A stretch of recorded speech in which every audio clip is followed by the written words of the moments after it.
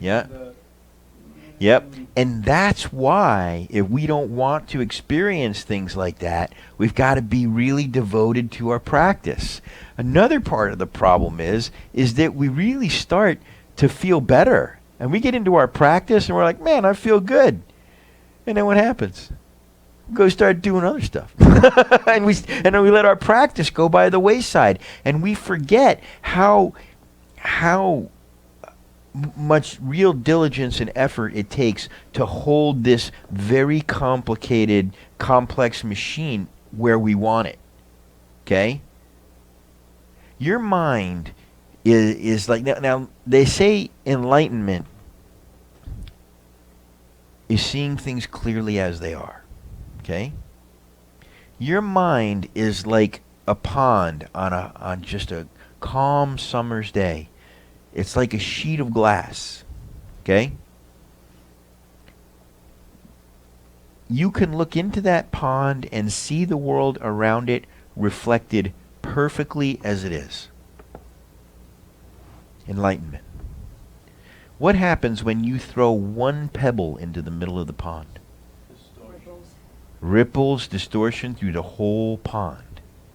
And when that happens, the reflection of the world around it becomes warped and distorted. One pebble. One pebble. One comment from the wrong person, right? That's kind of like what happened to me was I had a moment of feeling judged. Mm-hmm. That judged feeling brought up emotion. The emotion, brought up a mood. Mm-hmm. And from there, it's like where I had to see why is that comment of feeling judged make me feel that way. And then that's when I took the time to, the inbred guilt, the inbred, I should have done that, or I could have done something better. I could have, and that pops up, and I was able to just see where it was coming from, acknowledge it, and then be able to let it all go because it's false. It's not happening in the present, and somebody else's comment shouldn't have, that type of effect. It did, but right. I had to realize why it was to be able to throw it away. And the why is, because your mind is wired that way. You know what I mean? And when you were able to kind of dissect it, which is what you did, first off, you have to realize that there is a me and a mind, okay? And it's me observing what the mind is doing. All right, the mind is going batshit crazy right now. All right, well, how is that happening? Why is that happening? What can I do to help that mind and calm that mind down? You know what I mean? And you can deconstruct it the way that you did, and you realized that, okay, this is kind of like a core belief I have about myself or the world or something like that, a negative core belief or something. And all of a sudden you felt it kind of fall apart, right? And when it fell apart, the feelings went away, didn't they? And that's what's really important, because we are very different people when we are in pain. And we act weird, and we perceive differently, and we choose differently.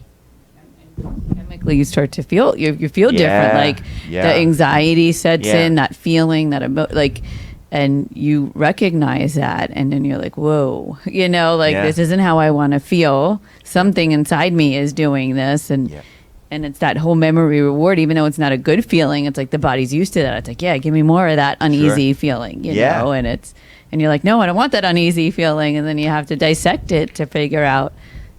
They call that too, like identifying with being identified with your pain. There are people that are identified with their pain. In other words, they don't know who they are without it, so they keep clinging to it and hold. Huh?